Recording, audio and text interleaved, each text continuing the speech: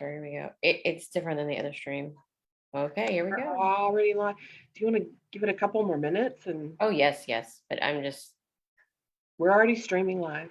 yes, but I enjoy coming in early.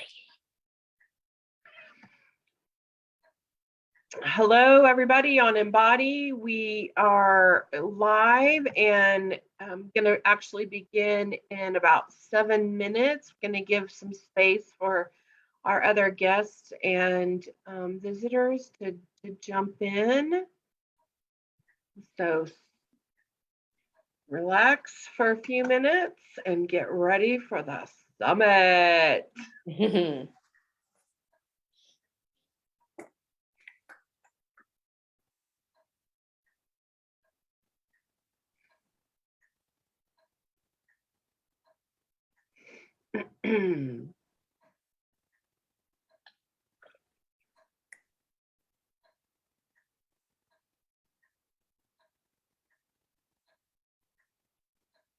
Yeah, it's still, that moves really fast. I believe the difference is the different configuration choices. Maybe. Oh, it definitely is. I Okay. enjoy the ease of this one. Oh, it definitely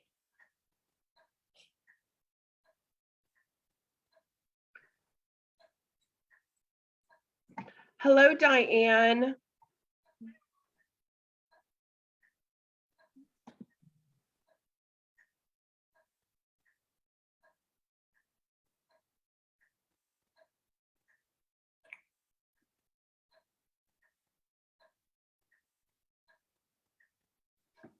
Our chat open.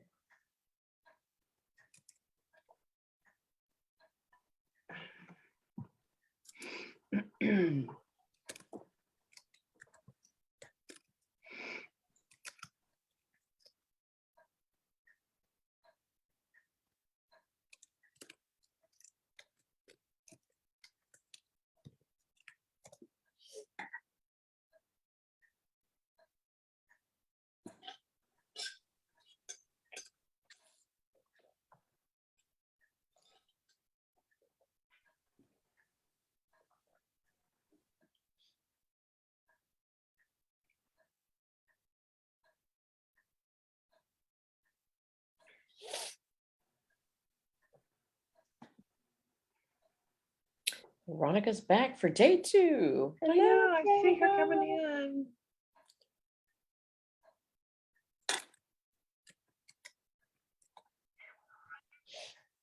I know, sweetie.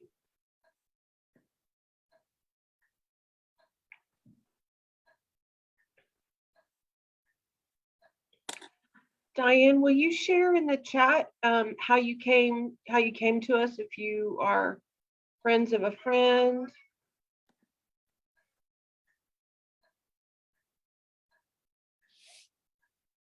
Veronica, I believe, is Eddie's friend. She is. And Diane, I choose to know.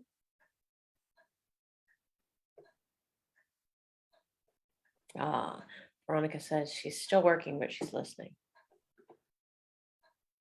Awesome.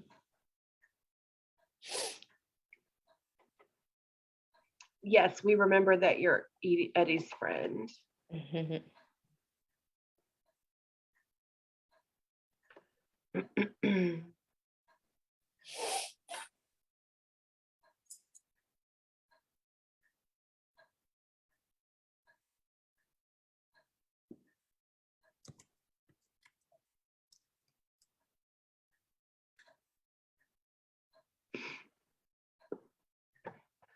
more minutes.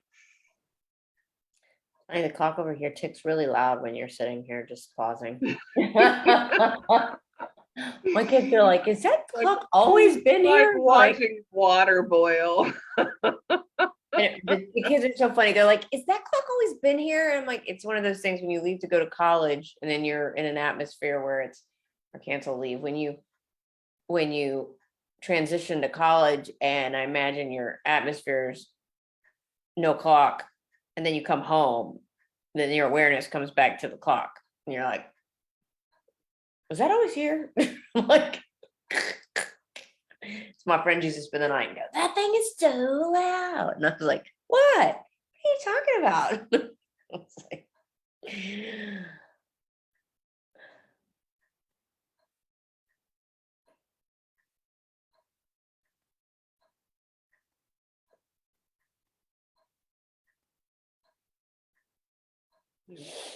People on Facebook, welcome. We're going to get started here in just a moment. So just sit back and relax.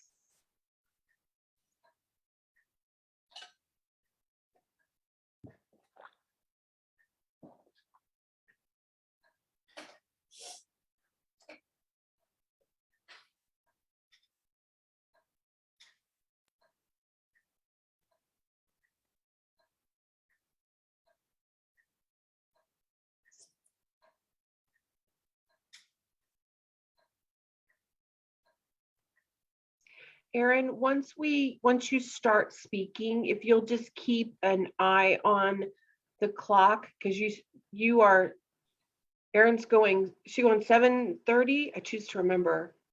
yes. Erin, so you're second, and so just keep, when it gets close to 8, just be conscious of wrapping up.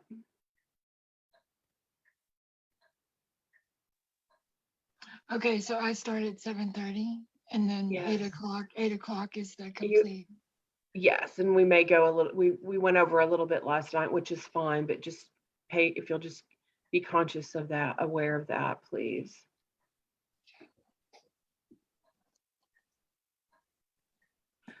Let's go ahead and begin, Carrie. We'll give other people some time to come in who's still going to be joining us. Good evening, everybody in the Embody community and beyond.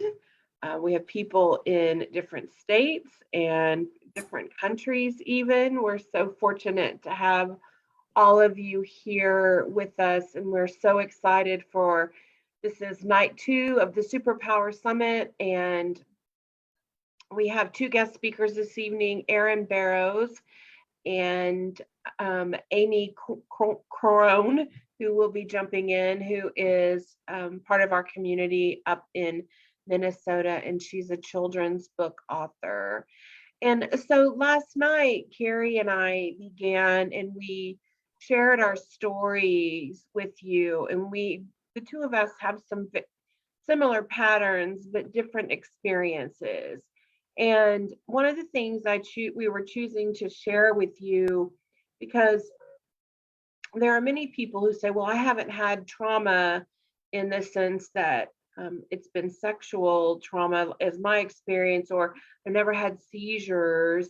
But what I choose to support and clarify is our subconscious mind is very literal, and everything and that comes into and through our subconscious mind occurs in feeling. So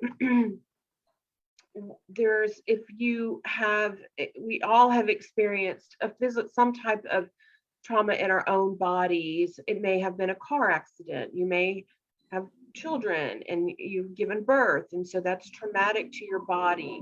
You may have had a death in the family, a death of a loved one or a child. You may be someone who has experienced divorce. You may have been a single child for the first 4 or 5 years of your life, and then all of a sudden you had a sibling, and you may have a pattern of feeling abandoned. You may have had one person in your family who was neglected in some form or fashion. And so everybody has things in their life, experiences in their life that go in that have massive emotional feeling that's created grief and sadness, that's created shame or guilt and pain. And so because the subconscious mind has no ability to know the difference between degrees of pain or trauma, And so my experience is my experience, and Carrie's experience is hers, and yours is yours. And so, what the worst experience that you ever had, there's no difference in your body how you feel and how your body handles that degree of wound, whatever you may experience. And I, the analogy I will typically give is that if the worst thing that has ever happened to you in your entire life is you broke a fingernail, that how that feels in your body is no different to you than mine is to me. And so the side we there may be things that seem worse because others have experienced worse. We may imagine that people who've been to war and experienced battle, that their wounds are bigger or deeper or hurt more than yours. And this is untrue. And so while what some of the things that we have spoken into you may have yet to identify with, your pain is your pain and your experiences are your experiences. And so the depth and the greatness of what you have known so far is, it doesn't matter that somebody else seems worse, it's yours. And so that's what we carry with us. And so what we've discovered in playing in this system is that we support you in finding the pattern in the memories through the emotions, using the body language and your word patterns so that we can help you locate what's actually happening. And there's other things that we come in with. We have the fear and pain of our parents. We have lineage patterns. We have patterns that, and I mentioned this some last night, collective as women or men or of race or ethnicity or sexual gender, all carries something that the collective of the people will have with them. And what we're remembering also is what I love is that we're not required to stay in what we've experienced that we may have labeled as a trauma. And so what we are is we are able to shift and we can stay in our miracle, so our massive return. So when Andrea says, the size may feel different to you, because I'm aware that people will listen to us and say, well, I don't have that big of a trauma, I'm just dealing with the daily anxiety, the goes and the this and the that and the this. And that's what we're speaking into as well, because in my story, as I spoke, that I was talking about leaving, and daily activities was the way that I first discovered my massive leaving and doing all my daily activities. And what we're aware of is that the same thing occurs when we talk about miracles.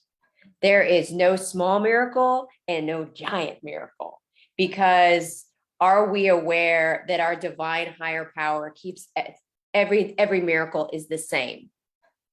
And my belief is yes. And so if every miracle is the same, then we may experience something.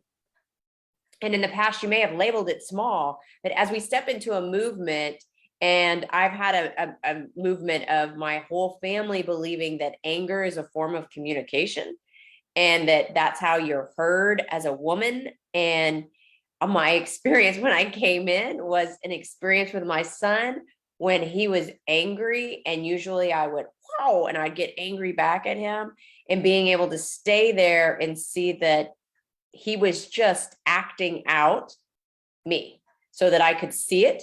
And when I saw it, I was able to stay with it. And I stayed with it a whole week while we were on a vacation, which was right after a retreat. And when you go on a vacation for a week with your family right after a retreat, you are in a movement, as we call it, and something is transitioning. And so every day I experienced how my anger had played out and how I was being asked to stay and love what I was witnessing, love how I had been with my family in order to be able to experience something completely new and different. And on the very last day, my son, who had yelled every day at me, and normally I'd be like, you can't yell at your mother. You are so disrespectful. And instead, I was able to stay and see, understand that he was me, and I was able to love right where I was, which is right where he was. And on the very last day, I asked him to take a tag off of his suitcase. And I waited and he rolled the suitcase over. And I said, Bubba, if you don't take that tag off that suitcase, that bag's going to go back to New York instead of Texas. And he said, oh, okay. And I went, oh, miracle, miracle. And it was a miracle because for me, normally my experience was he would yell back at me. So how we get our miracle, that I knew right then, I'm doing this. Like, this is working. This is my miracle. And the moment that we own a miracle, we claim a miracle, we believe we see a miracle, then we will see more. And so as Andrea is speaking, there's no size, there's no trauma that has a size difference, whether it's your daily life feeling stuck in your job, whether it's feeling the stress of daily activity, taking care of kids, or just taking care of what you feel is responsibilities, is no different than a seizure. And sometimes we make it bigger so we can see it. And sometimes we can see it when it doesn't require taking us that far out. And yet it's the same. And miracles are the same too, because what I hear people say all the time is miracles happen every day. And so when people say miracles happen every day, I say, okay, awesome. And are you receiving yours? Or are you believing you have to read it in the newspaper? That's because my age, I must say that. Or you have to watch it on the news or read in social media that somebody picked up a car, moved the entire car, and you're like, oh, God, that's a miracle. And yes, that is a miracle.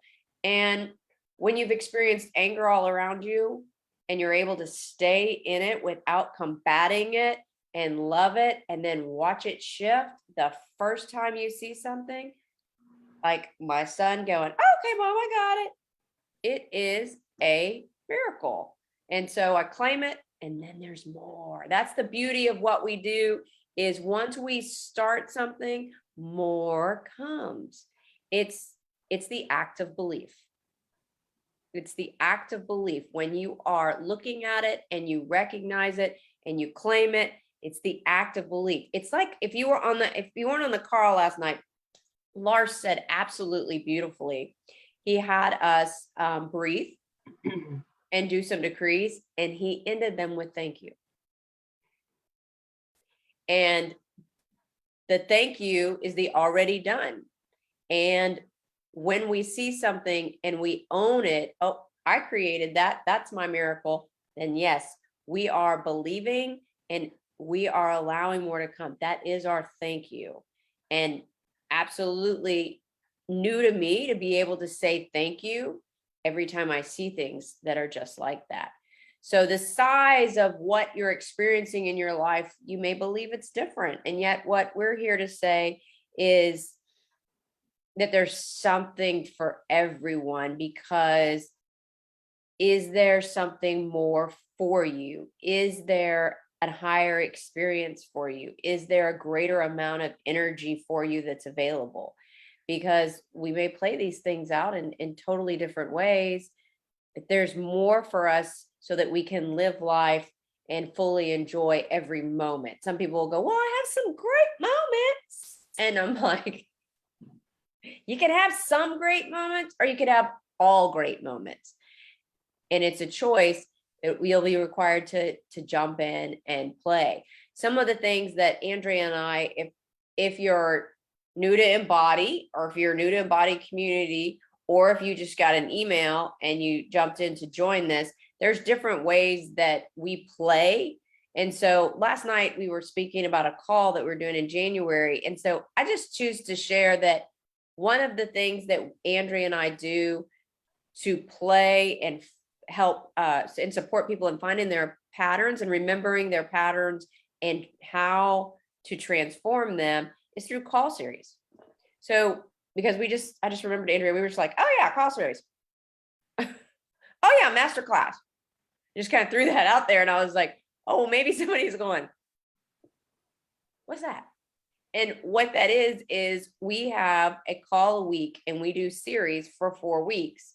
And it's usually we do them on Wednesday nights. The next one's going to be on Tuesday nights. And when we do them for an hour and a half for 4 weeks. And during these times, we give you play sheets, which you may be aware of the term worksheets. And we enjoy play sheets. And so we give you play sheets. And so we come together in Zoom, in a private Zoom call. And we have a topic that we discuss, and we go in and help people explore it and find patterns. And we do these play sheets that help them bring them up. They support everybody. And it's a way of playing that's different, that's easier, and that I find people will find more ease in. And that's one of the ways that Andrea and I play continuously, because you'll hear us say, stay in the game, because there's always more for us. Because I could have gone through, shifted my seizures and gone, okay, I'm good. And yet what I saw before I even had that experience was there was so much there for me that when I stay in, it's every day is a miracle and every moment is, and I'm able to give it to myself again and again. And so these are some of the ways that we play to help ourselves and others experience continuous transformation. Because that's the funny part. I said help ourselves, because the truth is everything happens in us. We make a shift and then everyone else experiences it, which if you were on the call last night, you heard us talking about DNA and how our families will shift when we shift. And that's why Andrea and I, this is why we signed up for this job. Every day is a transformation again and again and again. We find things and we find our patterns, and we can move through them quicker and quicker, easier and easier as the more we play. And this is why we play. And you said, Carrie brought into the conversation the word believe. What's what we believe in? And the word itself translates into be alive in. And so if you are experiencing anxiety, stress, anger, anything that's that's causing or creating a feeling of overwhelmed, this is all, and you may have never had anything massive happen to you, you're still running belief systems or limiting beliefs. And one of the the things that we uncover things and we uncover things and we uncover things, and it's miraculous because there is always more. And one of the patterns that I have been running in my life is love leaves. And so I've had this belief that love will leave. And what is the feeling of love leaving? It's painful. And what does pain turn into? It turns into pleasure. And so we have these belief patterns. If somebody asks you, do you believe in love? And you're, yes, I believe in love. Well, what's the quality of all of your relationships with your siblings, with your parents, with your peers, with your coworkers?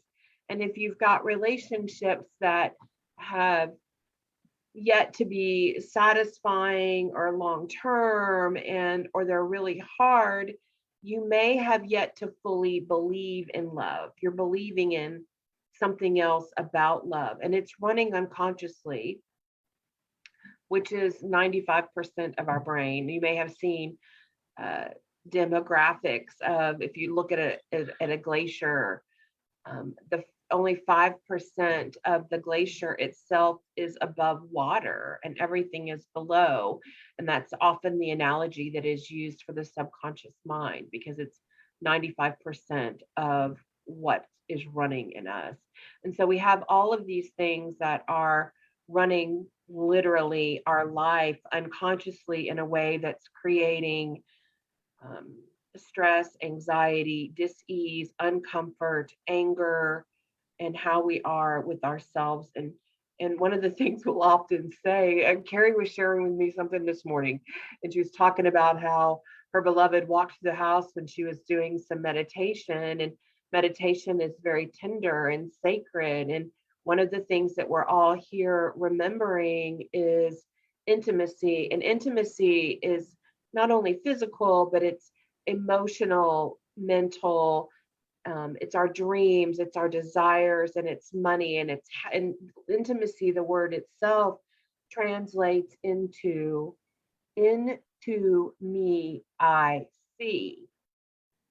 And so if we're doing something that's very tender or sacred, very intimate with our heart, and we're going deep into our subconscious and the things that are super important to us, and the ego says, oh, heck no, can't get too relaxed. We're not going to have that. We might uncover something. So somebody's going to walk through, and they're going to be loud, and they're going to be talking, and they're going to create irritation and that's how the subconscious ego thought form performs. It takes us out of the things that we desire the most, because if we were really alive in the truth of everything that we're here to do and be and love, feels kind of scary to know your own power. And we often will subvert to something different because it feels easier to do because it's already known. And there is, I choose to remember the name of it, but there is a syndrome that creates massive stress and anxiety of the unknown. And it goes way back to I always laugh because it goes back to the Serengeti and people were looking for saber-toothed tigers. So everyone has something in them that can lead and lend itself to a completely new way to be with yourself and your family and your life that brings great quality and massive joy and happiness, because these are innate feelings in us, and we're being overrun by anger and fear and frustration. And so what we do is support you in finding what's taking you out of that. And especially what we're aware of is, for the size of what you've had, you have the return that much energy to give back. So if you've had anger, like I had anger, then I have that much forgiveness in me, all that energy for forgiveness. And the word forgiveness is forgiving. And it's forgiving and giving and giving and giving back to me. And so there's that much energy available. And when we find and use that energy, that is the moment that we step into our power. That is what we're talking about tonight, your superpower. What have you found that you were really jumping into that ignited your power? Because that's how we find what we've had playing really big. Our greatest weakness shall be our greatest strength. It's our biggest return. And that return is where our superpower lies. And that's where we're able to ignite that power, is when we're able to look at something that we have once believed has held us back, or something we may not have liked about ourselves, or something we may have tried to step over or not look back at. And when we will put the light on, then we're going to get that massive return.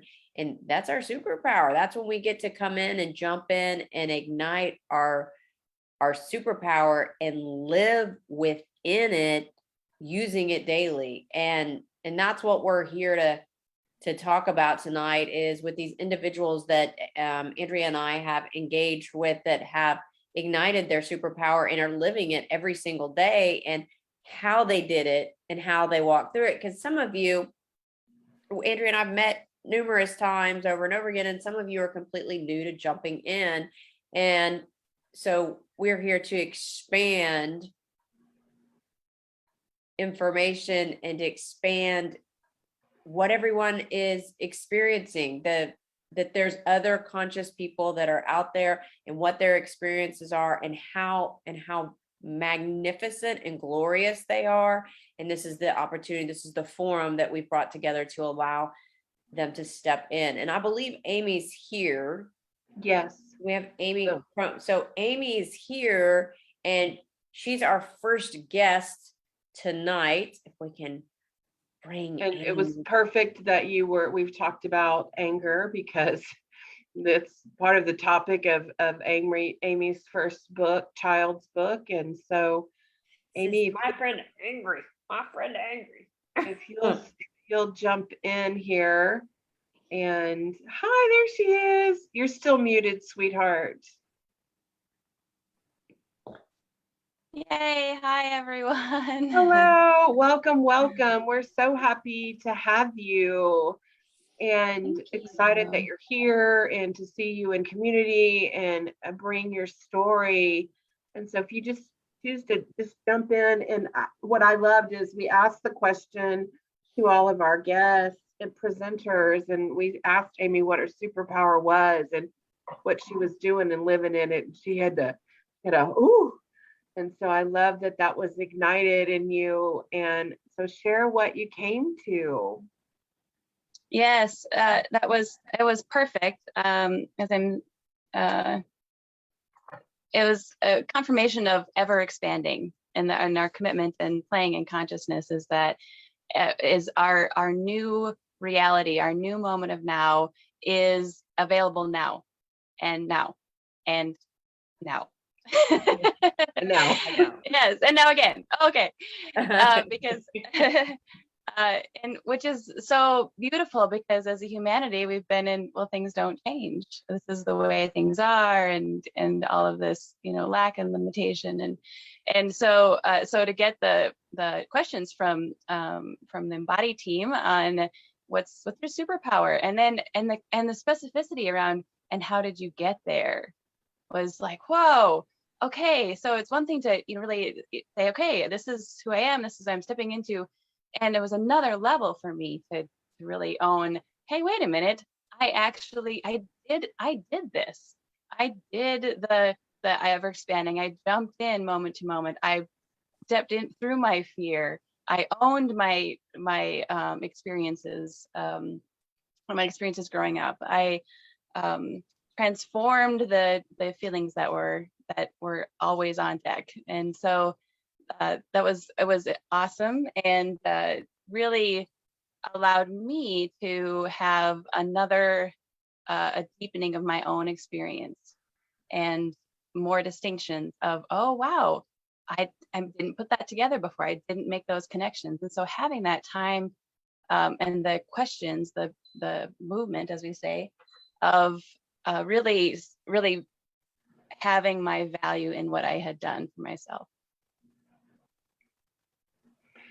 And so tell us more about, will you talk more about what is your superpower? Mm-hmm. Yes, my superpower is playing with conscious families. And how did you? Yes. I was going to say, and how did you come to that, Amy?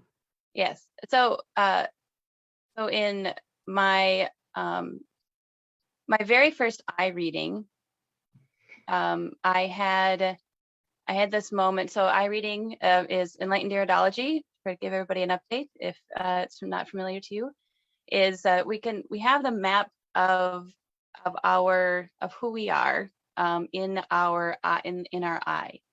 And so traditional iridology has been around for a while, where we can look at, okay, what's happening with the tissues and the muscles and the organs of our body, and identifying where we can use support.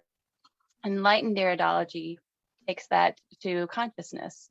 And so we're looking at the patterns that we took on from mom and dad, in our left eye and our right eye. And every single one of those has such a specific, leaves us such a specific map. And so we have a chance to look at this map and throughout the training as an enlightened iridologist, to read the signals, to find out what we're really here for. What is our greater mission? What are the things that we specifically took on in the specific way that we took them on, that we're here to raise? Because that's what the ladies were referring to earlier, is we already have this energy. We already have it within us to hear what you're here to raise. That's what us playing in our greater mission. My first eye reading was this aha moment for me of, wait a minute, all of those things that I already knew about myself, that I had told, that I knew were true for me as a child, and then I had been covered over with so many layers of things, so many experiences, so many times of, you're not that bright and shiny. No, you don't know. All of those things that we took on, the messages that we took on, that had covered over that. My eye reading what brought that back through. I remembered what was true for me, what I already knew. And so that was really my first aha, and of course was hooked on playing in consciousness. and then began the walking back of, okay, what are all these things that I took? What are all these things that are covering this up? And so those are the movements that we've talked about, that okay, we find out a pattern that we took on as a child, and we move it. That's the other thing about doing this playing in consciousness, is transformations are fun and easy. We've just been in it's hard, I can't, it's all of these things, which is so fun as I step forward and playing with kids, especially. Oh my goodness, they totally get the transformations are fun and easy. And so so taking each one of those and transforming each one of those things that I took on, so that the bright and shiny that I knew was always there really, oh wow, I don't have all those layers there anymore. Can really step into what I'm here to do, because I transformed all that energy. Everything that I took on was for me, was for me to do something with. And that was so empowering, because as I was in the award-winning codependent mom of America, and so when and we've had the this is happening to us, there's this outer something happening to us. It was so empowering to realize that I have this in me to do this, and each time I did it was easier and easier. And I have 4 children, so I have 2 girls and 2 boys from 18 to 12. And my first experience playing in consciousness, I came home to a brand new family, and was like the experience with Carrie and her son, like, okay, this is it. Like there is something here, and I choose to find out what it is. and each time, and again, ever expanding. So the big part about taking on the patterns and owning myself as that I took on Conscious Mom, and that was my experience growing up, and I took it on, and I was here to raise that, was taking my family with me. I take my family with me, and not only my kids, I take their dad with me. I take their friends with me. I take their friends' parents, families with me, because there's no separation. We're all the same. They're all me. And so we're fully stepping into my ownership of, I have my conscious family. Allowed me to own everything in my reality and completely flip this is all happening to me. so that was huge, that my ownership of my family was huge in my movement, which really also took really loving myself exactly the way I am, because there's so many messages for parents from the time that you find out that you're having a child, or even before, about this is the way to do it, and there's a right and a wrong, and there's something, there's so much that separates us from what's true, was that we're all love, and we're all one in it. When I got that my kids were divine light beings of free will and sovereign in their experience, and they chose me exactly the way I am, was a huge freeing moment for me, a huge release for me in what I had taken on about being a good mom. My owning who I am exactly the way I am is exactly who they chose.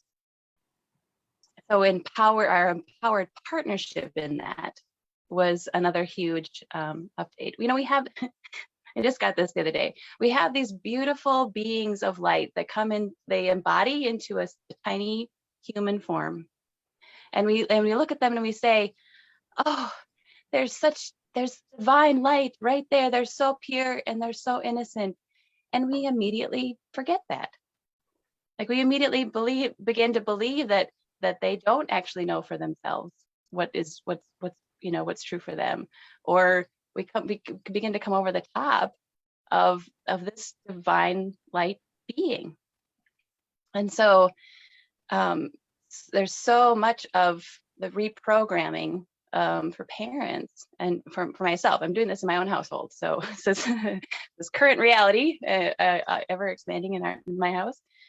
But owning what we as parents, we have a partnership.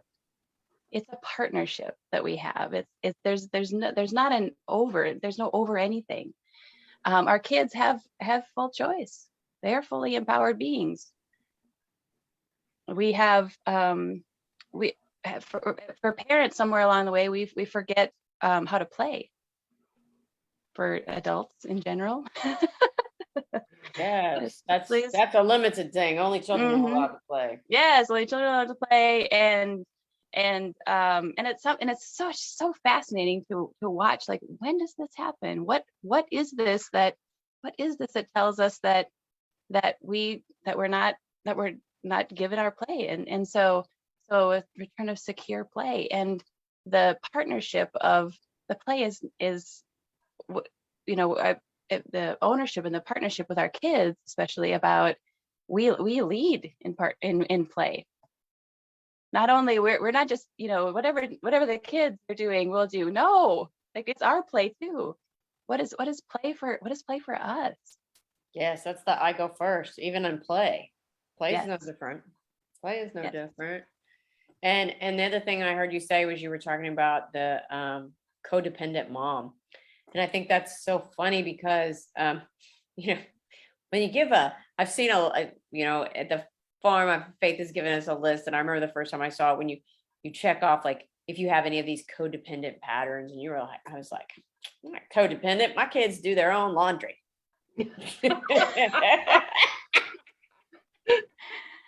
I said that to my 13-year-old not too long ago, and explaining to him, sharing with him what my new belief on, as you're saying, partnering as his mother, and coming to him supportive, and not giving advice, but sharing our experience and asking them what they're getting from what they're hearing, so that they're able to share how they feel and what they're hearing, and not having you go, well, this is what I would do, or what you should do, and things like that.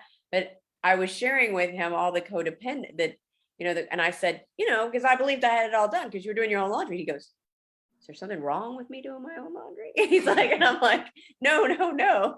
I said, but just doing your laundry is that everything? And no, because I was still following them, and when I say following them, keep it.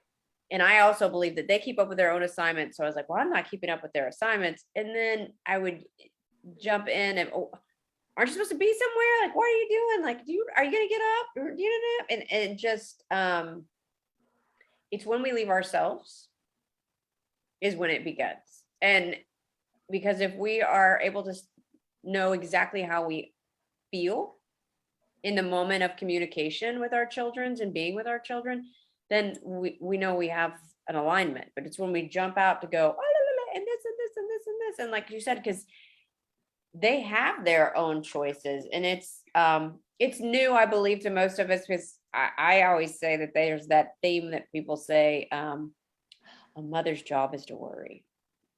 Yeah, that's a big one. Yeah, that's the codependent stuff right there. I mean, Mhm. Yes. Amy, there's Yes.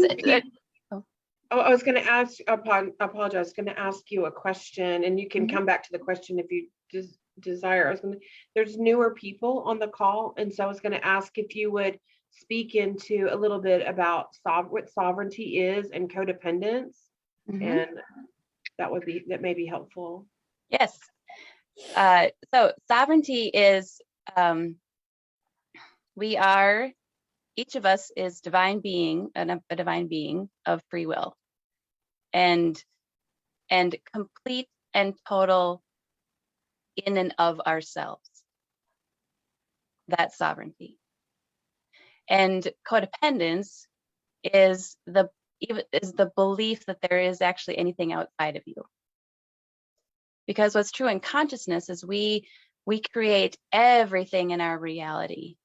Everything that we look at, we talked about the eye reading, everything that we see is through these eyeballs, through this lens. And so that's why you can ask two people who witness, so something happens, there's two witnesses to an event. You can ask two different people what happened, and they're going to give you two different stories. It's not that one is accurate and one is not. It's simply that they're looking through two different lenses. Everything in our experience, everything that we have taken on, leaves an imprint in how we see our world. And so their codependence is simply that there is someone else outside of us to adjust, or there's someone else outside of us that's doing something to us. Everything is our creation, and when I remember the moments in playing when I was like, oh, everything's I created this, this kind of like, yeah. And then I got where that was still, I wasn't in my power by that. Like I was still in the hiding or the limitation of no, oh, I created this. And that immediately follow that up with, I created this and this is for me. Yes. That life is always for me.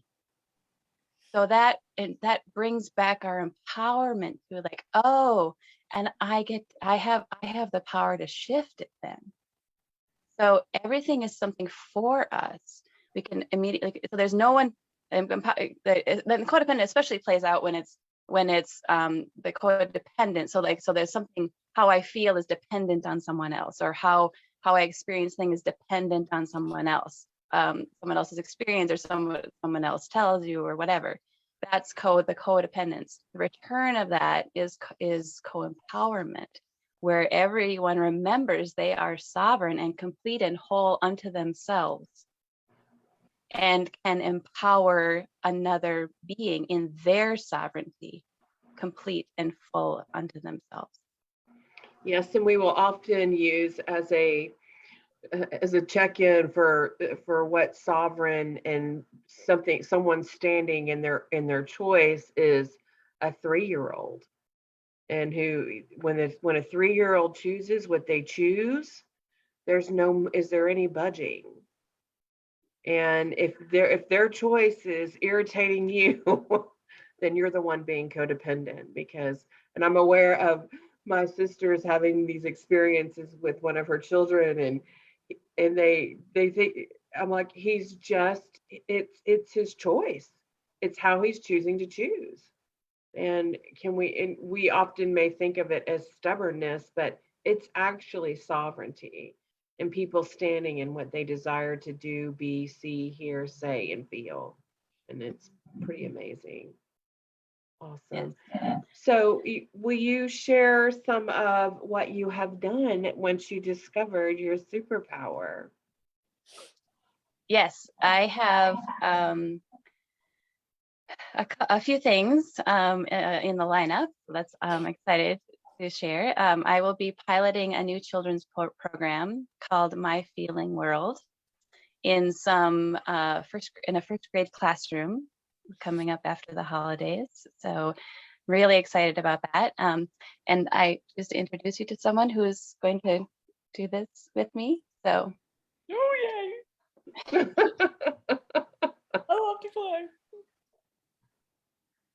Everyone, I'd like you to meet Harold. Hi, everyone. Whoa, look at all the faces out there. Hi. Plus, they're all so pretty. I know they are. Yeah. So Harold loves to talk about feelings.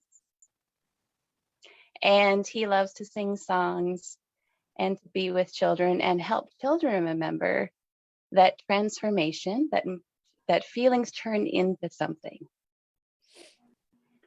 And we can make it what? Fun and easy. So I have a children's version of our feeling scale of transformation of feelings. Oh, awesome. And we'll be leaving that in the classroom. When Carrie talked about that there's size of miracles. I mean, how miraculous for a room full of 25 6-year-olds to understand, to know, to remember that feelings can shift.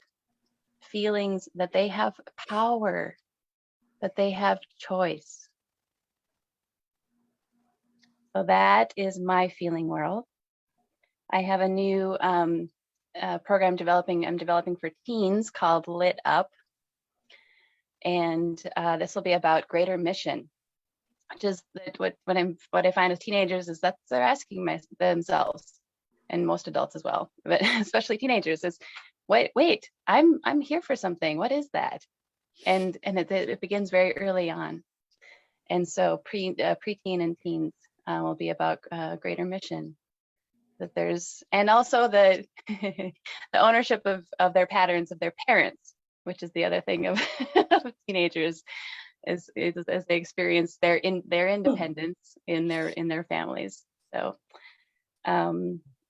Wow, I'm that's playing in Conscious Community with Minnesota, which has been awesome, and also looking at beginning some BE retreats for body electronics retreats here in Minnesota.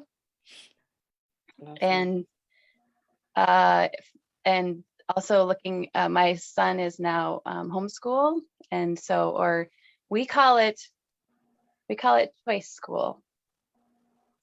And so for kids remembering that they have choice always. And so that is, my son has begun, and it's growing as well. So Awesome. I imagine some really fun things coming with that. Andrea and I have had the experience of playing with we have a teenager has been on our last 3 calls? 4 calls, man, and she is speeding up and moving through, and that's, and like you said, being able to discover your greater mission, because they come into those years of their big transformation years. They're making choices, are they going to college? And if so, what are they doing? And if they're, it's big transformative years. And for them to begin to understand, like you said, that what their greater mission is, what they're here for, and to be able to see the patterns that they have of their parents and own those. And because I mean, just in working with well, I am with my teenagers all the time. Yeah. For them to be able to see that it's their parents' pattern and not be frustrated with, hate the way my mom does this, and then being able to say that, be in it and be okay with it, and then realize, oh, this is all my parents knew, and now it's here for me. And to get that at such a young age, they seem to slide into it a lot faster is what I've noticed. They totally do. It's so fun. And what I've coined a new term, and I call it, because again, like within this, we're interacting in partnership with these sovereign beings. And we as an adults, one of our biggest thought forms that's been running is that we know better than the kids what's true for them. That's, so I call that now, I call it adult-splaining. Say that again. Say it again. Adult-splaining. Adult-splaining. Yeah. Because So, I said. Yes. Like there's this illusion, this illusion out there as adults in general. Anyone who has, anyone in education or in, the health field, whatever, if you have interactions with kids, there's this illusion that we know better than they do. And what a massive upgrade for all of us when they're playing in their greater mission. Whew. It's so quantum. Yeah, and the shift when there, we you say, said, "Damn." from codependence to co-empowerment. That's the empowerment that they make their own choice. Mhm. And that's when I was speaking about, when we were saying, instead of telling them what to do, being able to ask questions, because I've had my children come to me since I've become conscious and go, what do I do? What do I do? And I said, it's your choice. And then I ask them some questions so that they make their own choice. And I've had my son stand in a new, really big, massive choice. And he just said to me, I know this is not your choice. And I said, no. And I said, and it's okay. I still support you in your choice. And being able to honor where I was and where he was. And I said to him, it's your choice. And I may not always agree because would I have done it differently? Yes. I said, but that you honor your choice and I support you in your choice. And that's where we'll be. And that's okay. And he was, and that was new for him to really hear me say that, instead of in the past years being really frustrated. And I said, are you doing what your heart is telling you to do? And he said, yes. I said, then you stay in that right there. And that's for you. Awesome. I imagine most parents, as adults, we've had lots of experiences and we've tried a lot of things and we know what's worked for us, and that there is this sense of desire to keep them safe and secure and protect them. And as sovereign beings, we are all here for our own experiences. And so when we give cancel clear, you can't give someone their choice.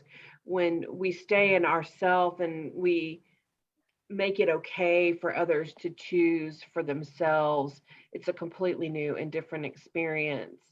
And I was going to go back to Amy is talking about, she created a feeling scale for children, which is amazing. And that all of our feelings can be something else. We can shift and shape them, or shift and transform them into something new. But one of the things that's really tantamount that all of us who are playing in community and consciousness and awareness is that, is there anyone here whose parents did an amazing job teaching them how to feel? Raise your hand. No one. No one has ever been taught. We were taught to suck it up, buttercup. Yeah. Get up, get at it. You got to go. This is the way that life is. And that don't be angry. You're a girl. Good girls don't get mad. Sit there and be pretty. Be a good girl. Be a good boy. Be good. Be good. And we have all this seething and irritation and all of these things because it's not how. Don't feel. And how often do you use the words, I don't feel that? Which is literally your subconscious telling you that you don't feel. Or somebody asks you, how do you feel? I feel good. That's what we were taught. It's the right answer. And is it true? No. So feeling is what we're playing in, and Amy, you've spoken to, we create reality through the lens that we see, and every thought, feeling, and word that we say, have, and experience lends itself to the vibration of and the perception. And so if we're here to remember, we're all here to remember how we feel. And that every single feeling that we have is okay, even the yucky ones. And that every single word that we have to say is okay. Because as she said, exactly as I am. And as a child, what did we most, I would imagine everyone here would, the thing we most desired was to be seen as who we were, who we are, and loved anyway. And if we had an explosion of some kind, that it was okay. And what we are coming to and playing in conscious awareness and how to be with ourselves and our feelings is that every single feeling is okay.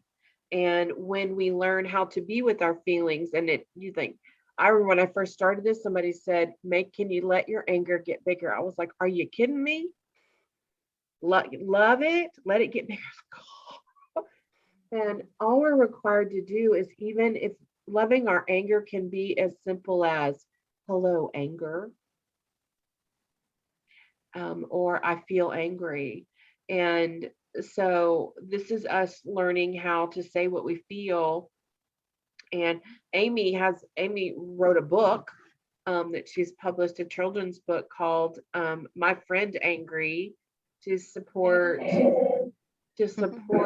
children in their feeling world. And for me, what Amy is doing is so massively important, because how would it have felt to be completely loved for everything that you felt as a child?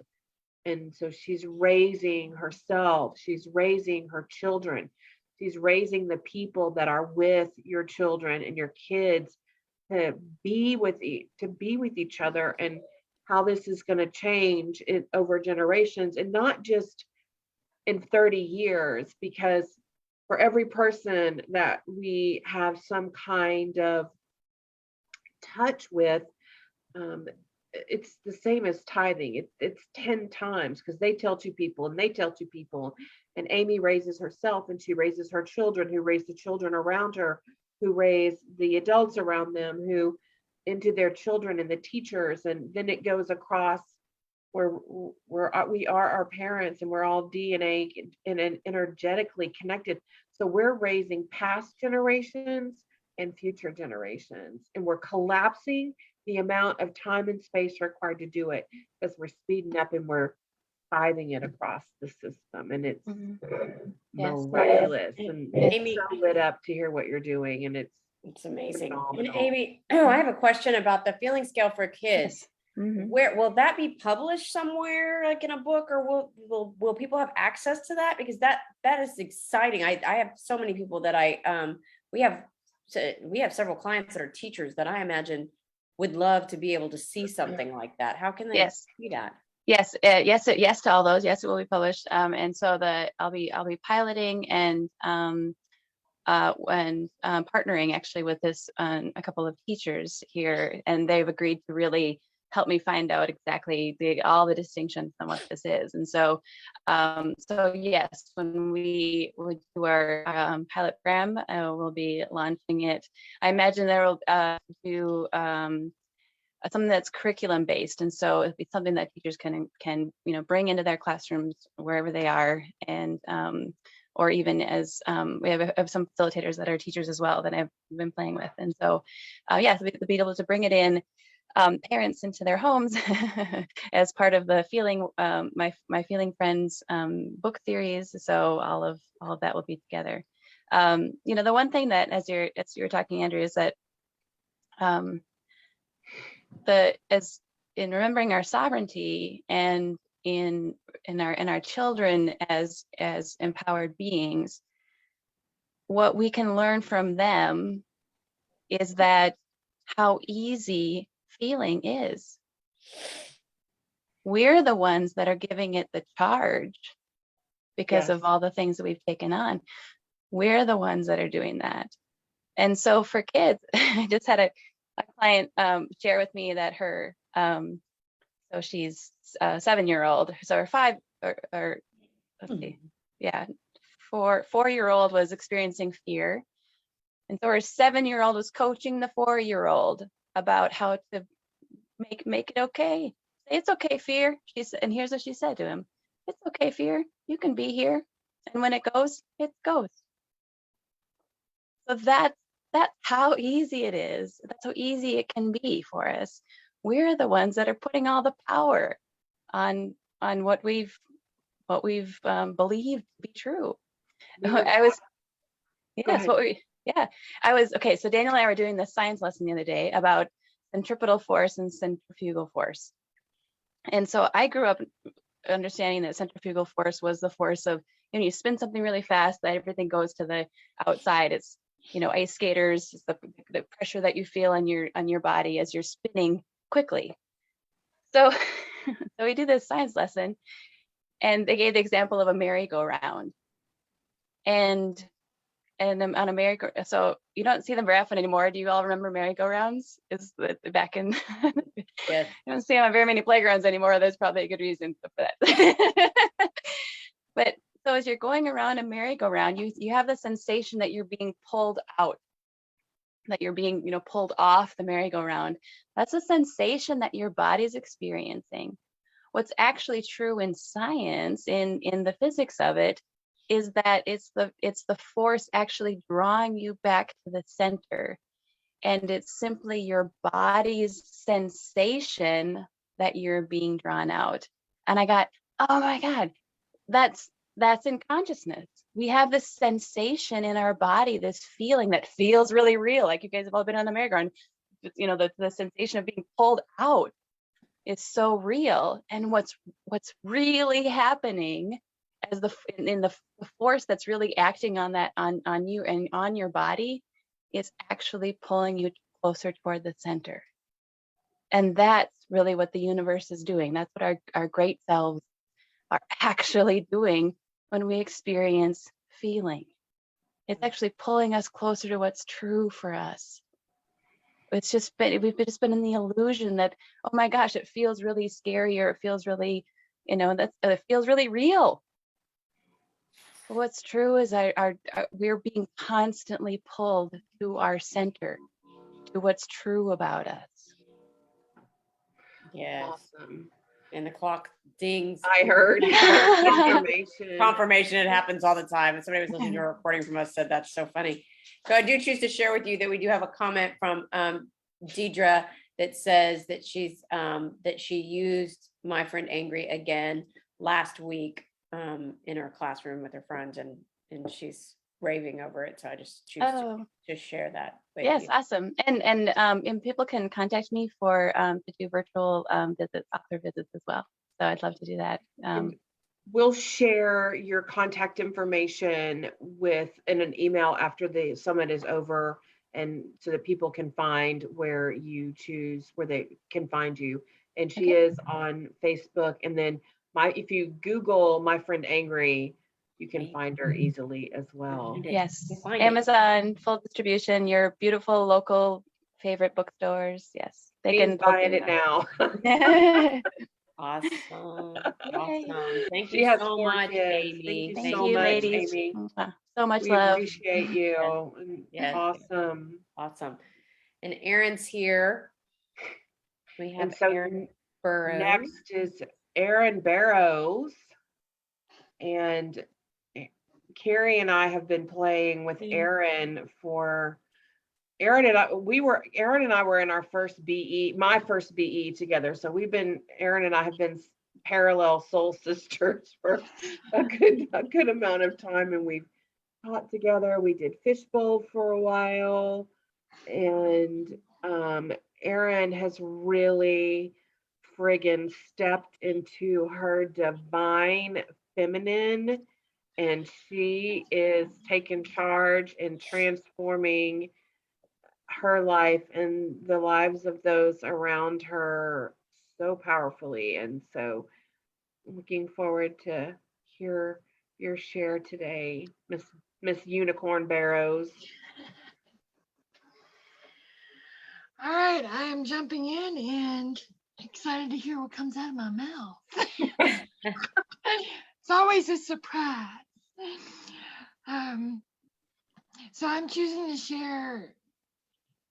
I love when say like just hearing Amy speak, just being and hearing and breathing. A lot of stuff will start to align and become even more clarity in me as I hear my sisters speak and my even brothers speak. And that's so great because I'll write down a little note and then I'll go, oh, that's what that was. Years of stuff happening in this exact moment aligning perfectly so that I can also share such clarity that I received. So we talk about how I did my superpowers, how I did it, how I walked through.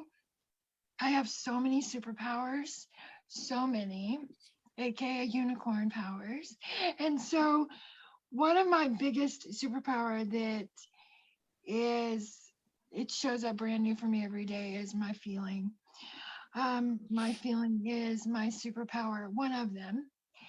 And I'll often be in conversations with my beloved Sean and I'll start just crying. Like, why do I always cry? And he's going, because you're a big feeler. And I went, oh yeah. So it's funny when those moments happen because our thought forms and our little self are going to say, you look like an idiot. Stop crying. Da, da, da. And my heart's going, oh, wow, this is amazing.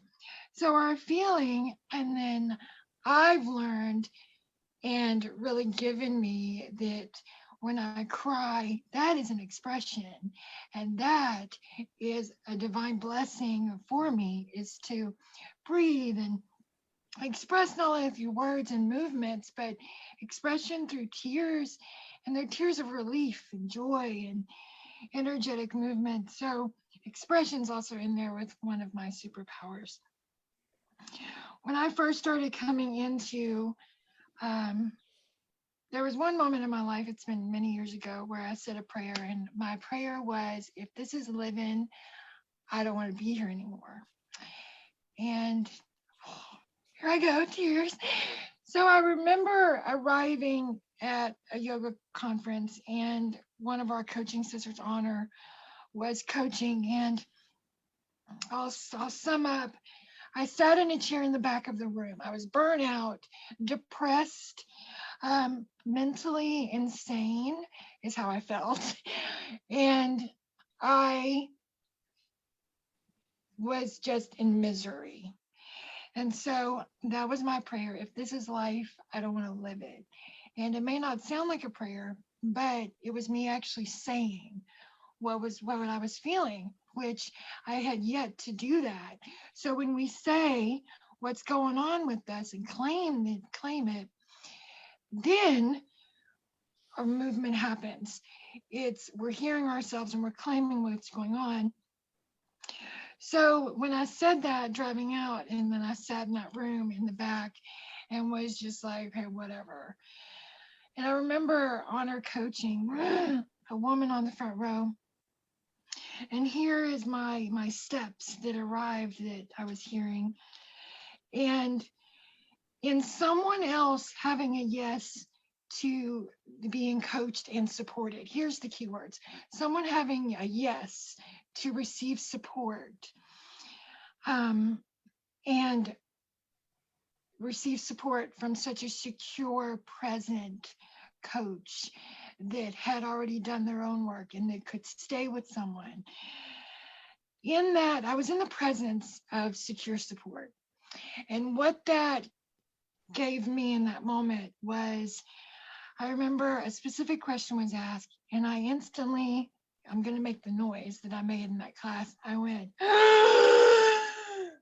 and I was just stopped, and people started looking at me, and I was like, holy moly.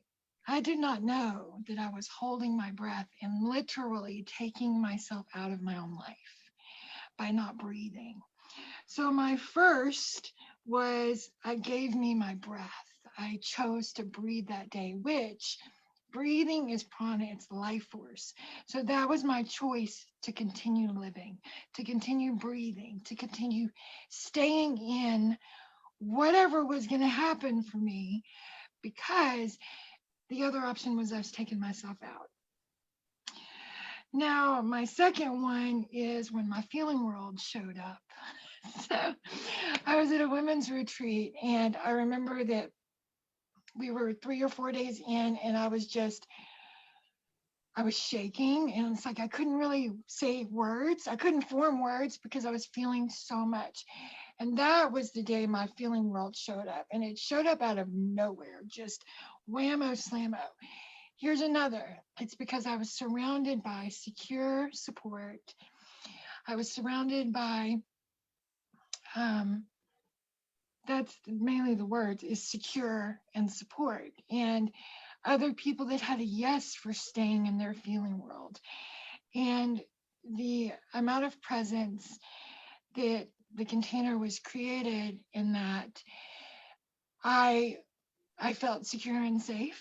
So my feeling world started to come back online, and I had over the years just repressed it because I didn't know what to do with it. I was never taught feelings okay, and you can talk about them, and you can breathe, and I wasn't taught all that.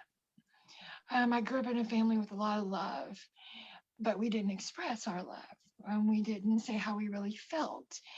I remember growing up, nobody told me this, but I grew up believing that I had to be nice all the time and pleasant. And I'm 5'11", and I am a walking Amazon.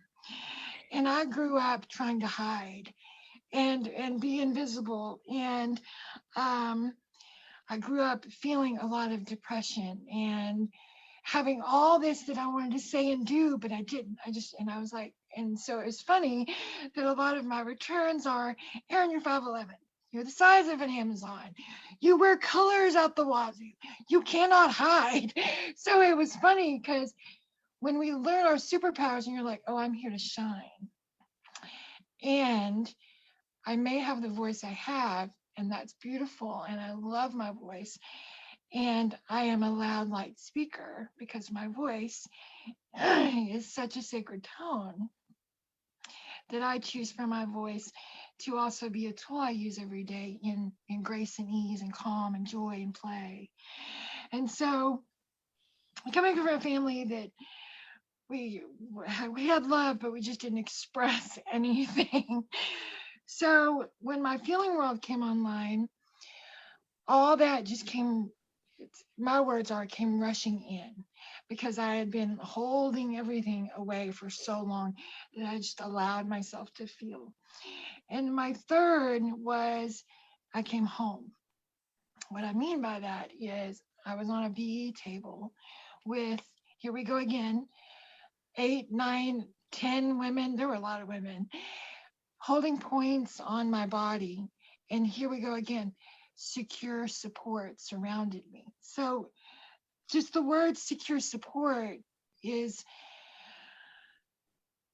it's such a profound to have this.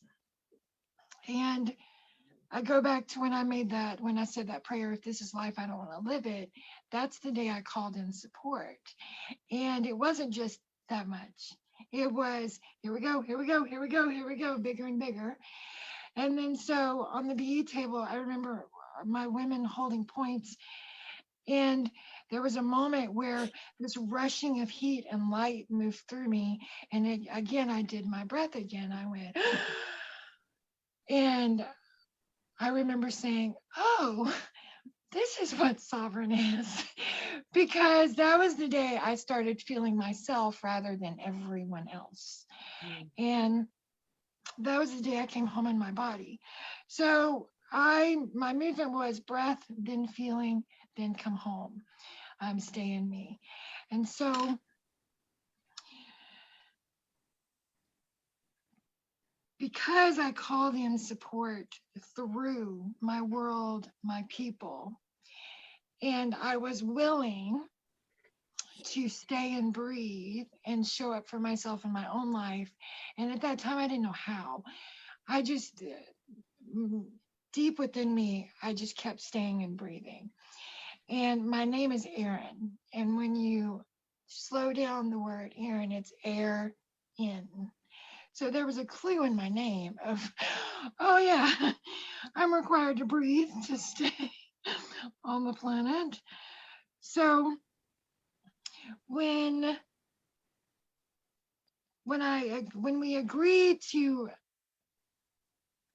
having something in us, when we agree to this sucks, I don't like what's going on right now in my life, if we can just say it, just say how you feel, what's going on. Don't make it nice, don't make it pretty, because power doesn't always look nice and pretty. Power is going to be fierce sometimes, and it's going to be ugly sometimes, and it's going to be Jerry Springer sometimes, and it's going to be Oprah sometimes, it's going to be Gandhi sometimes, and Buddha. It's going to be this whatever. And so when we can say how we fucking feel and claim it, and then after that go, oh gosh, okay, I said it. That's when we're going to start to be able to move energy. And when we can say what's up without, what is the word? Without editing it, or talking yourself out of how you really feel. When you actually say that, that's when, and Carrie talked about miracles, that's when your freaking miracles can start to move and just come in. And they're not this big, they are magnanimous. And us willing to say how we feel in our moment will start to move energy. And the amount of secure support that will show up the instant you call that into you, oh gosh, it's going to show up from all over the place. And we also, well, I'm also remembering to remind that we'll have support show up within us first. And that's also where we can anchor in. And through all of everything that I've given me through my own, and I always ask people in I always ask my clients, my students, just whoever, I'll say, what stands out the most to you? What do you have the connection with? Revive, reclaim, restore, resurrect. And I'll say, which word stands out? And they'll say one word. They'll say, oh, reclaim or restore or whatever. And whatever word they speak, I'm like, okay, so we can play with this. And then my word in bringing myself back into me, giving me back to me, was resurrect. If I had energy of taking me off this planet, so my requirement was to match that power, and that is resurrection. So when we've got something going on where we're going to require to match the power of it, that's why I call myself fierce all the time, because so much power that I held in and restrained and didn't know I was doing it. Just all the years of depressed, it's repression. And the opposite of repression and depression is expression. So if you're depressing and repressing, what are you here to really do? Express. Express who? Yourself. In what way? In any way you freaking choose. So there's not one way. So, and even that, even if we tear up and cry, that is expression, and that is freaking beautiful. And it's a badge of honor to be able to feel so deeply. And you know, shame will have us be ashamed of feeling or expressing how we feel. And that, or doubt, or just whatever jumps in the way of when we express and when we are deep in our feeling world, whatever our thought form's saying, and if we're not feeling it here and our thought form's just babbling, we'll instantly go, is that true? Yes or no? What's my heart say about this? Your head's going to have one thing to say, and then your heart. I often say that our genius is where our light is, in our head. And it's our thought forms and all the junk that doesn't have its own energy. So if we're using our genius and our heart as one, then that's where our power, that's where our union is, when we speak and claim and demand and share and all that comes in. And we also remember that our inner guides our outer. So whatever we're telling ourselves in our inner dialogue will guide our outer.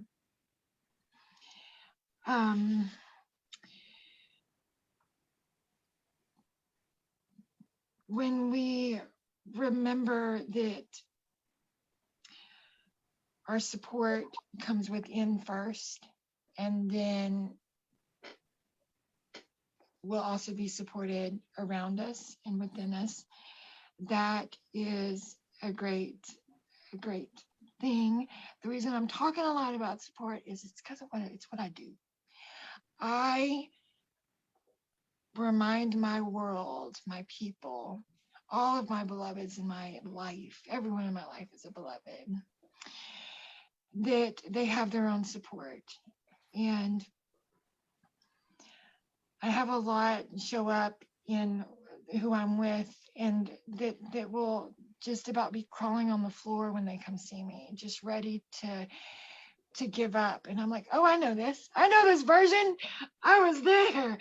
And they'll crawl and just come in, and I'll say, and so a lot of the tools I use as a coach, and I use it for me because we're moving through a big something right now, because for 3 days I've been tear, cry, tear. And I'm like, okay, our great self is up to something as a collective consciousness. And one of the big decrees I use for me, and that I always constantly share with my people, are whatever this is moving in me, it's okay. And I'm okay. And then decrees of I slow down, I breathe, I stay, and I love. And if we can just claim whatever's moving in me, it's okay. I'm okay. I breathe, and I stay, and I love. If we can use our will to stay in that and to own that whatever this is moving in me, it's okay. Because our will is power, love, and wisdom in perfect balance. So if we can say, there is a ruckus among us, and it's like, I feel chaos in me, or that overwhelm, or that pressure, whatever it is. If we can Wackadoodle. Wackadoodle. Something is going on. I feel, oh God, just to own the shit out of it. Is just whatever this is moving in me, it's okay. I'm okay. This is for me. And breathe and stay and breathe and stay and just keep doing that. And you may be required to do it a lot, maybe just a little bit, just whatever it is. And that's what I use for me all the time. Because a big feeler means you're gonna feel a lot of movement in your body. And so having that, using that as a sacred tool. So we have options. Are you going to stay and breathe, or are you going to get up and are you going to run? Are you going to stay, or are you going to run? And whatever you choose is completely beautiful. There's no right or wrong. If you stay, you stay. If you run, you run. So what? Whatever. You're still doing something. You're not like checking out, laying down, saying, okay, take me, dear Lord, take me. So you're still having a choice. And you always have a choice. So what I'm saying is I teach sovereign support. I teach secure support. I was surrounded by it. I am continuously surrounded in secure support. And I welcome you to remember that whatever you require, to call that in, and it's going to come into you first rather than show up on the outer. We're going to feel what we call in first. And I guess that's it. And how are you doing this? All right. So I know that you teach yoga. Yes. So in your yoga classes, I imagine there would be some massive security returning. Yes. I use bolsters. The word bolster means support. And get this, the name of the bolster is called pranayama, which is breathing. So pranayama bolster, that's the name of it. And so you've got breath and support in there. And what I choose to do is I remind everyone that when you're working with a bolster, your bolster is to support you. And you're the one that's, here's the thing, creating your own support, giving yourself your own support, believing and owning that you're owning your own support. Because if we're not owning our support, who's going to own it? I mean, it's like, no. And there's not like, we're not going to stand on the street going, here, you want some support? Here, like a support dealer. You can't be a support dealer. So you're required to own your own support. So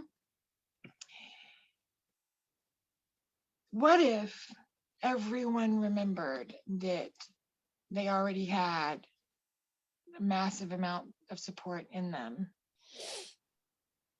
You know, what if? And so in my classes, we work with bolsters because they're fun. I'm a fun and feisty teacher. One of my superpowers is hilarious joy, because all the years of depression and repression, don't have fun, don't play. And I'm like, so we do bolsters and support, and we laugh and play. And sometimes it freaking hurts to work with fascia. And when you're laying on something, you're going, oh, Lord, this is very spicy. So spicy postures, and your feeling world shows up because you're playing. And if you can play and enjoy how you move your body in the way that you create, which may look just the most ridiculous thing ever, but how do you feel? And so I teach a lot of play in bolsters and classes. And I also use decrees when you're in a posture that you're feeling a lot and you really want to get up and run out the door. And the way I stay in secure support and presence, I was supported in that. And so I got really good at doing it. And I do it for me first. And so when that's happening, we'll have decrees of, I stay, or wow, this really hurts. I'm gonna stay and breathe, and I'm gonna feel me, and I'm gonna keep feeling, because all pain is light returning. And then so if there's an ouch, then oh, that's where resurrection's happening. That's where light's coming back in. That's where maybe I said no to feeling. Maybe that pain in my back is me saying no to support. Maybe that my tight hips are because I refuse to change or move forward in my life easily. And so, Yeah. and so We've never we've been got all there. these things, these things that'll show up in practice. And for me, they're fun because I'm like, oh, if you make it too serious, it's like, oh, no. So I teach through play. That's I so funny because remind, that's so funny you said about the hips, because I laugh because I've taught yoga for 18 years, and I just laugh because one of the common things that they say in yoga is you store your stress in your hips. That's why there's always a lot of you hear them use a lot of hip openers. And I laugh at that because hips are where where the translation of our hips is moving forward and change. And I mean, how many of us have been all excited about change? Oh, I love change. I mean, how many people, I mean, raise your hands if you've all been super excited about change in your life. Yeah. Well, I mean, and so we may have some that we've been excited about, but in the past, what we're aware of, and before I've stepped into consciousness, I mean, when it would change, I'd go, "Oh, this is gonna be fun. Oh, it's really scary. Oh, it's a little fun. Oh, it's really scary." Like, and that's and that would be Centrifugal the force. movement of your hips being tight or feeling restricted, or because it's the massive piece of letting go. And so I'm so aware of the hip statement and what all is actually underneath of it and what it has for us, and this is so awesome. But so Erin, where are you teaching yoga? Where can I we teach. where can we find you? Yeah, I'm in Beaumont. I teach inside a location where I have my practice right now. Are you doing any And virtual? I have classes online, and that's what I'm going to be sharing as my Okay. gift. Is A gift? Did you say a gift? There's a gift. It's Christmas.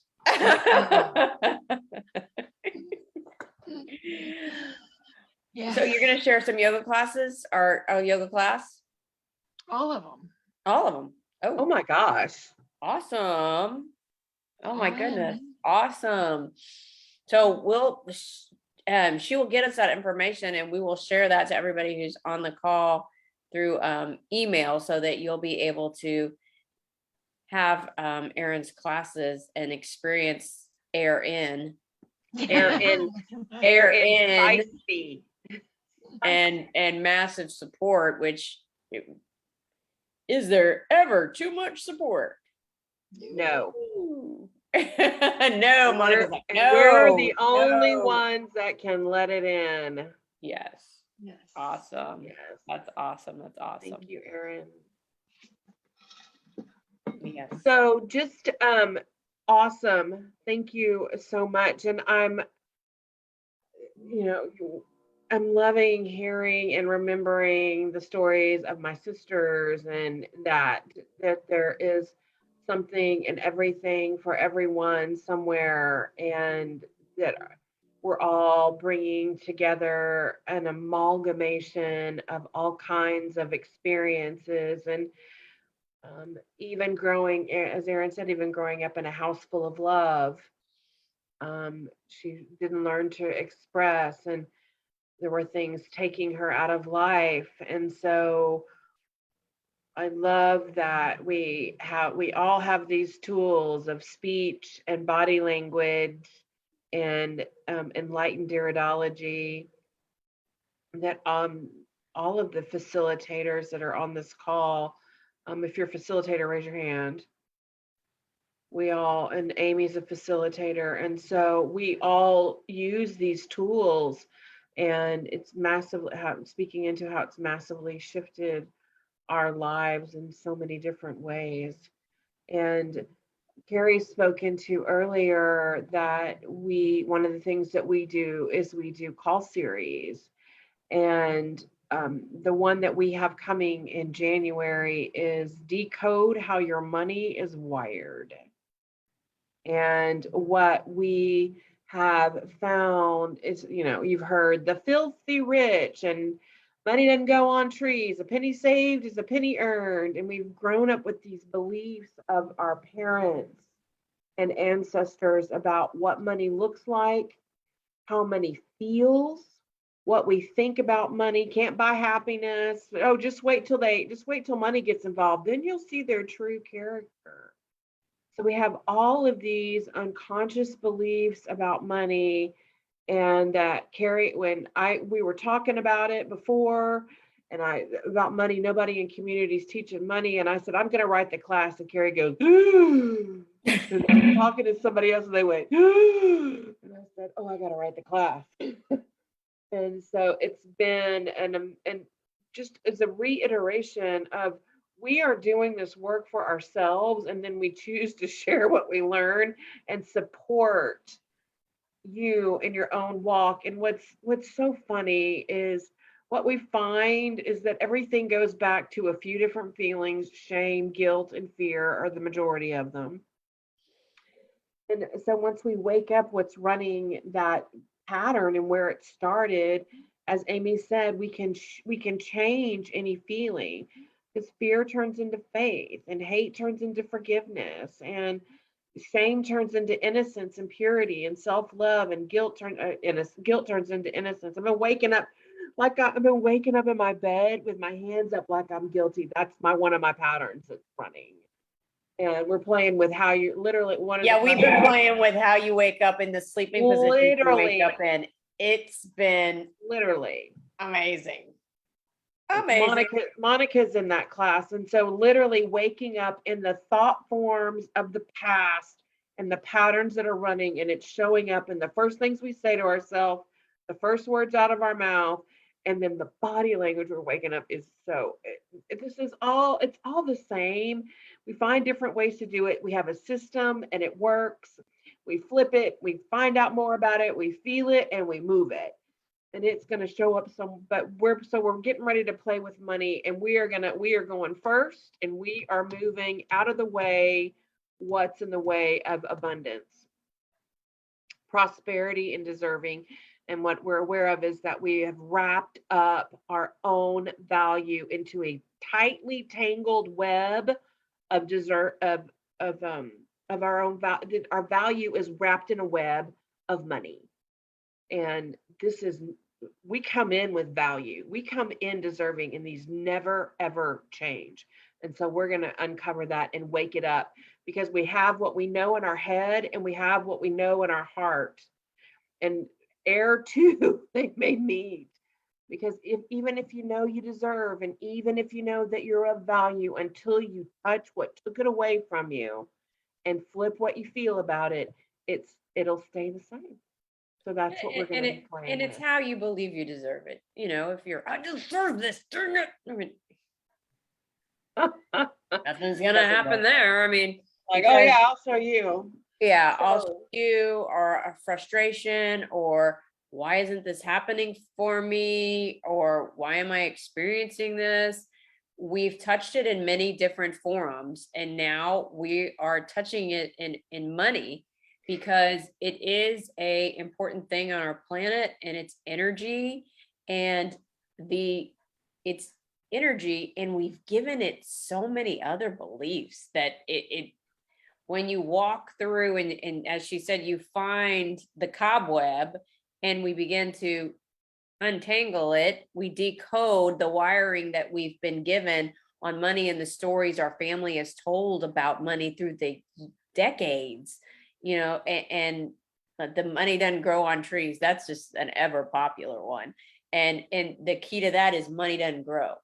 Money doesn't grow. And if you're saying that growth is expansion, if you're not allowing your money to grow just by believing that right there, you will stop it right there.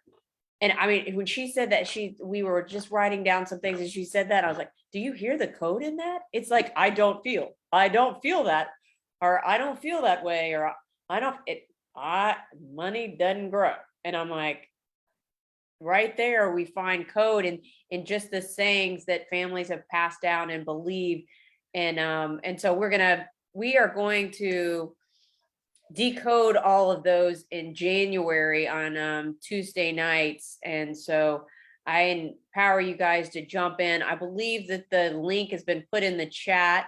It's embodycommunity.com/HYMW. How's your money wired? We can have the girls post it on Facebook, and we can put it in the emails. Yes. There'll be a collective email that goes out for the gifts for those who've participated from our gracious presenters. And it will be taking deposits for this class because it's gonna be popular. People are already asking us the first time we mentioned it. And so now we've got everything set up and ready to go. So I empower you guys to jump in on that. And then each one of you are, like Andrea said, are going to enjoy some great yoga classes. It's movement for your body. One of the things that I've learned through the years of being in different modalities is often we'll leave our body behind.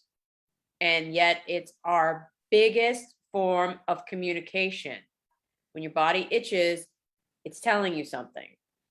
And the more in touch we will be with our body and finding that through different forms of exercise that feel good to you, the more in touch you'll be with your body, the more you'll begin to understand the signals instead of, oh yeah, I just hurt my hammy and so I'm out for a while. And instead of that, what is your hammy saying to you? And why is that? Because we can shift the sensations and how our body feels just by the understanding. And as a yoga teacher, I can tell you that I can say yes to yoga again and again. I can say yes to walking. You can choose anyway, but it's really great. I think that Erin's gonna offer that for a way for you to begin to explore with ease, communicating with your body. And conscious yoga. Yeah, and if you don't have a bolster, you just take a couple blankets and you roll them up. This is how we do it. Okay.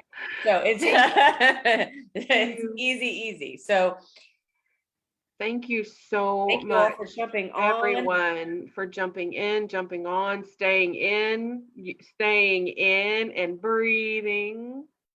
And tomorrow we'll be on at 9 o'clock with Elizabeth.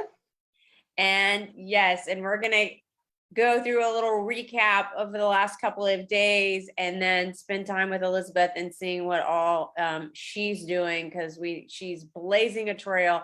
And so I empower you to jump on tomorrow morning with your cup of joe and share with your friends. This is available for anybody and everybody, because this is how we ignite our power, by sharing our experiences and hearing how others have gone first, and we can jump in. Yes. So thank you all. Thank you, and much love to you all. And good night. Thank you, Erin. Thank you, Amy. Good night. Night.